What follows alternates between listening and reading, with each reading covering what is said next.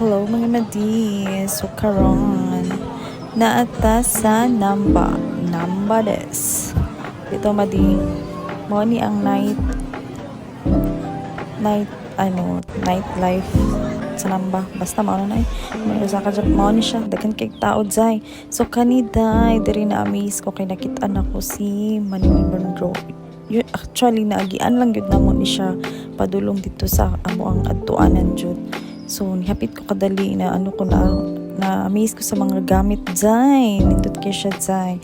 So, kani dyan ang iyang aura dyan kay si Manilyn Monroe. Si Manilyn Mading. So, shout out kay Madi. So, karon diri na mi sa, naka-tourist destination, si Glico. So, anon sila na doon ay, Pinoy doon na siya. So, lang po tinuod pa. So, kani siya, mauni diri ng stop ni kadali kay sakit na gyud ang magbilog binaktas ay so diri mo ani amo ang view. So nice kay ang view. So kani mao ni ang sikat sa Osaka sa Namba na kanang murag TV spot basta mura siya camera so like mo agi ka dira. So daghan kinagapila-pila dira jay so pila pug kadzay.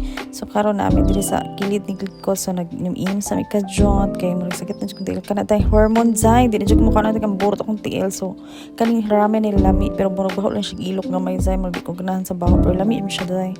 So mama ni akong Jumega nagkipag ramen man so nag ramen time ora to jay babu.